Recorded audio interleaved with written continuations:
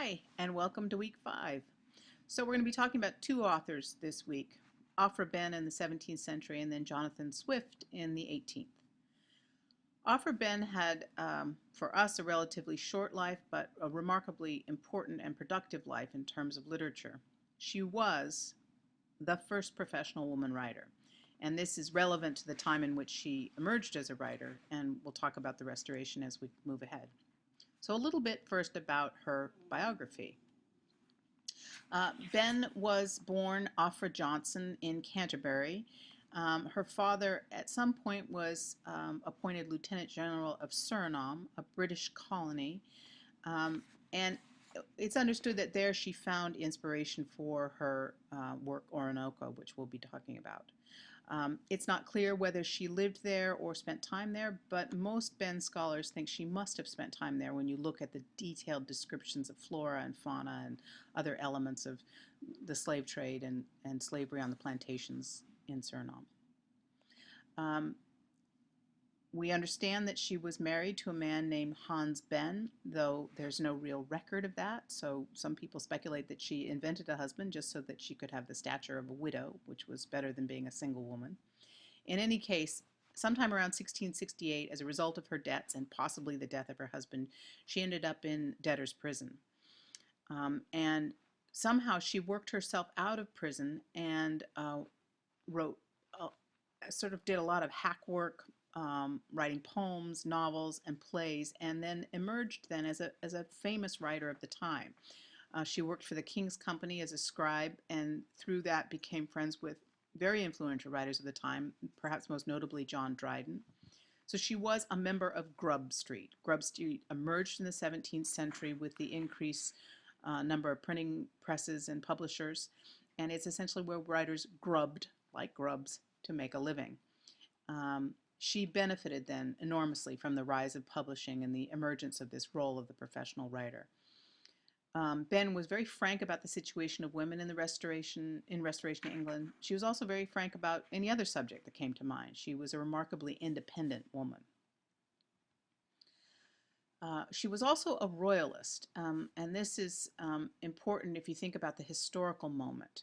From 1649 to 1660, England was essentially a republic. It emerged after the execution of Charles I, and it became a protectorate is what they call it. Oliver Cromwell was the protector, and the Puritans held power.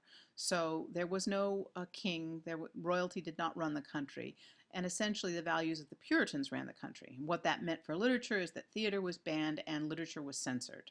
It was a very strict and conservative time for England.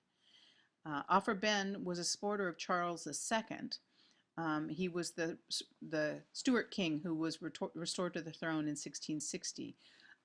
He tried to retake the throne in 1650 and barely escaped with his life, and then spent the next 10 years in exile in France. Ultimately, when restored to the throne, he brought with him then a lot of French cultural values which influenced the Restoration period. Aphra Behn worked as a spy for the king for some time, and certainly her support of royalty and Charles II is clear in her portrait of the royal prince in Orinoco. Restoration literature is a unique kind of literature that emerges as a result of the sort of loosening up of values. When the theaters reopened under royal patronage, Charles II was a great supporter of theater. There were new styles of drama and writing emerging. In this time, the printing press leads to the emergence of pamphlet writing and the emergence of essentially, journalism as we know it today. Wit, cleverness, and gallantry are sort of the tone of the writing of the time.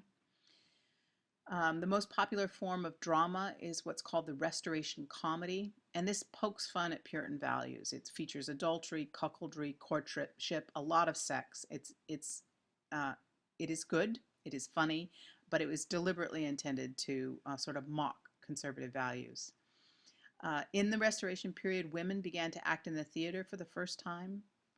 Nell Gwynn, for example, was Charles II's lover, and she was a famous actress of the time. She starred in Behn's most famous play, The Rover. So this is a time of emerging professionalism, as I said, for writers.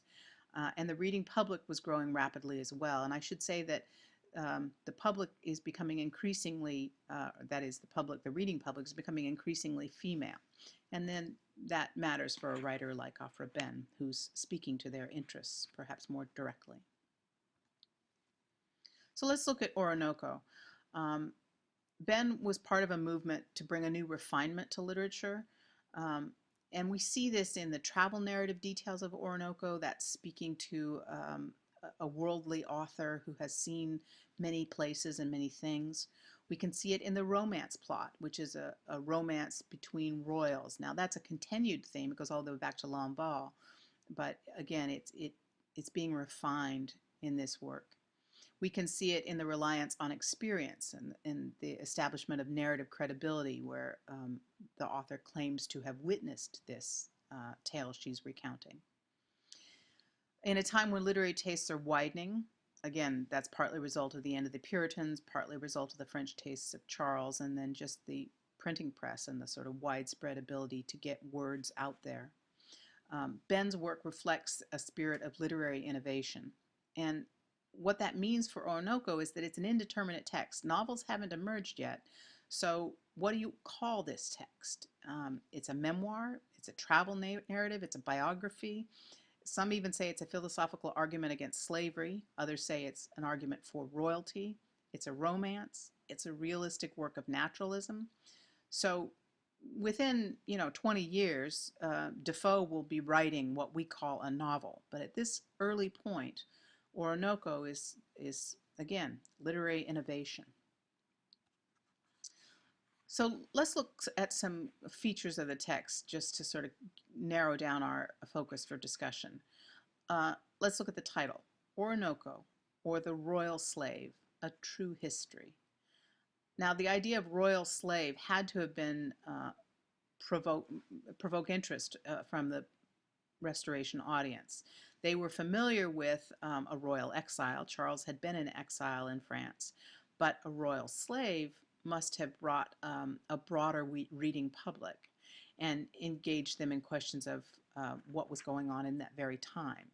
England was increasingly involved in slavery because the empire was growing and they had more and more colonial holdings. And it's just the beginning of a discussion of whether or not slavery is morally abhorrent.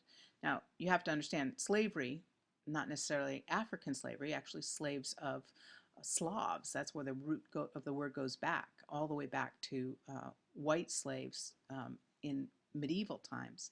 Slavery's been had a long history in Europe, but it is becoming more and more a part of the slave trade off of the African continent, and it's going to emerge as a real problem in the 18th century.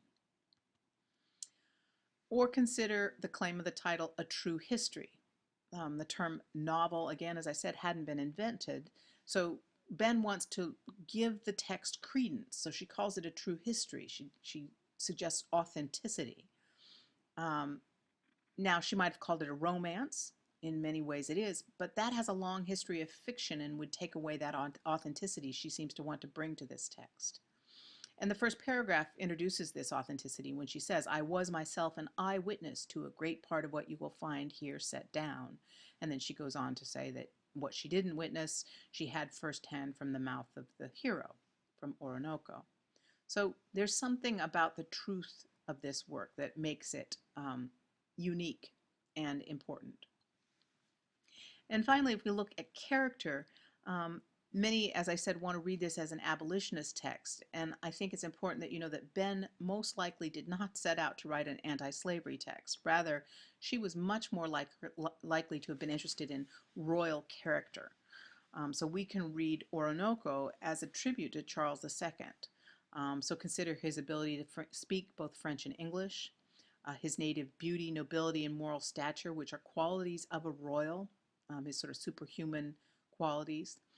She writes, he had all the civility of a well-bred great man, as if his education had been in some European court. And so easily you see she could be speaking of Charles II. And further, he's described as Romanesque. Again, this is a time when People are looking to the Roman classics and Homer and Virgil and these ideals. She describes Orinoco, his nose was rising and Roman, his hair was straight.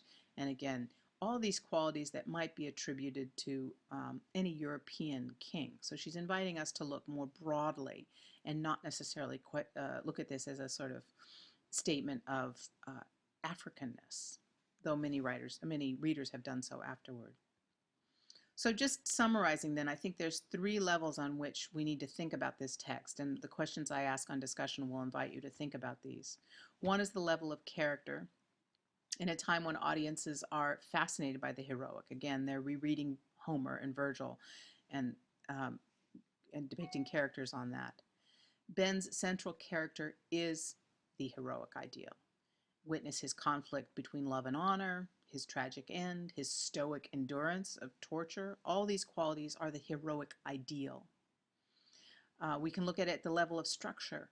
Um, the book breaks down really into 2 sections. There's the section in Coromantien where we really see the romance played out. All of the struggles of a classical romance, think Wife of Bath, think L'Envol, are true to that section. And then we have the Suriname section once he's been taken a slave and he's on the plantation and fighting for his freedom and his family. This is a much more realistic section. This is new in literature. And she's trying to merge these two. One thing that you have to ask is, do these 2 modes of writing, this romance versus realism, suggest that the ideal, in this case perhaps the heroic ideal, can't exist in the real world? And again, the real world would be the world of commerce, slavery, empire. And so perhaps she's speaking to the changing times of the 17th century. And finally, we have to question the text at the level of narrative. Again, coming back to this idea of the reliability of narrator. Behn claims that this is a biography and a memoir, but can we trust this narrator? We know that this is fiction. It was clear that it was fiction from the beginning. So what is this truth claim that she's trying to establish? Is that to make it a more credible text? Is there some other element at work here? So I just want to conclude by pointing out this is a very important text in a very important time in British literature when things are shifting and the novel is emerging and some genres are becoming more obsolete. And so we need to remember that Aphra Behn is very much a professional and helping to forge the new literature. Okay, I'll see you on the discussion board.